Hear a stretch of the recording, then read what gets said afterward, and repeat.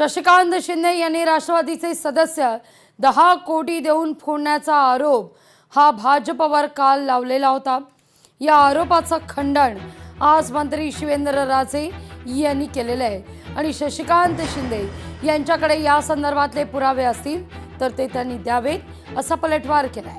शशिकांत शिंदे यांनी मोघम न बोलता पुराव्यासकट बोलावं असं शिवेंद्रराजे सुचवत आहेत।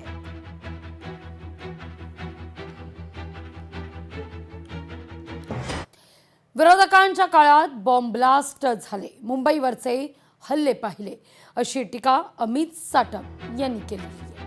देशात पंतप्रधान मोदींनी आर्थिक क्रांती घडवली असं अमित साटम म्हणतात। भाजपा पक्ष हा महाराष्ट्रातला नंबर 1 चा पक्ष आहे। या पक्षानं नेहमी लोकांचं कल्याणच केलं, पण काही पक्ष महाराष्ट्राचे वाटेकरू पक्ष असून भाऊबंदकीचा पक्ष चालवतात अशी टीका आशिष शेलार यांनी केली आहे आणि नाव न घेता ठाकरे बंधूंवर निशाणा साधलाय। नागरिकांमध्ये जाऊन पक्षाची भूमिका मांडा, लोकसभा निवडणुकीत फेक नरेटिव्हनं घात केलाय, आपल्याला सावध राहायची गरज आहे। भाजप प्रदेशाध्यक्ष रवींद्र चव्हाणांचा कार्यकर्त्यांना कानमंत्र आहे।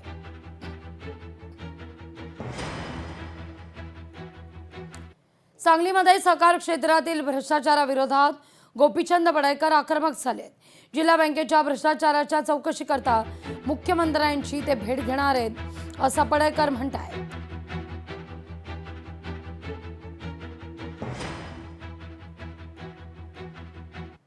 मुंबई मनपाच्या 2026-27 अर्थसंकल्पाला मंजुरी आहे। 80,952.56 कोटींचा अर्थसंकल्प याचा अंदाज आहे। स्थायी समितीकडून अर्थसंकल्पात 800 कोटींची वाढ आहे।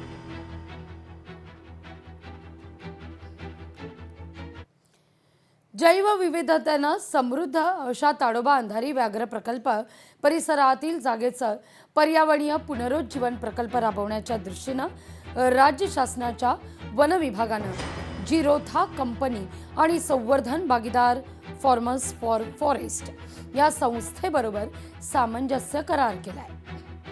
मुख्यमंत्री देवेंद्र फडणवीस यांच्या प्रोत्साहन आणि पाठबळामुळे हा प्रकल्प साकारणार असून दीर्घकालीन पर्यावरण पुनरुज्जीवन आणि हवामानासंदर्भात हा प्रकल्प अत्यंत महत्त्वाचा ठरेल।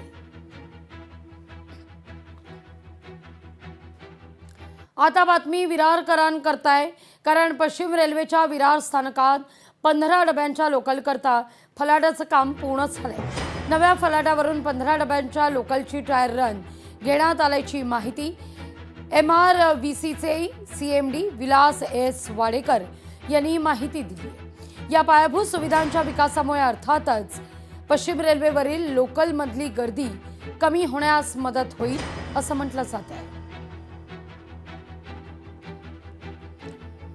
12 ते 15 नोव्हेंबर दरम्यान मुंबईत चित्रपताका चित्रपट महोत्सव हा रंगणार आहे। सांस्कृतिक कार्य मंत्री आशिष शेलार यांनी या संदर्भात घोषणा केली आहे। मुंबईतील पु ल देशपांडे महाराष्ट्र कला अकादमीत या चित्रपट महोत्सवाला सुरुवात होईल।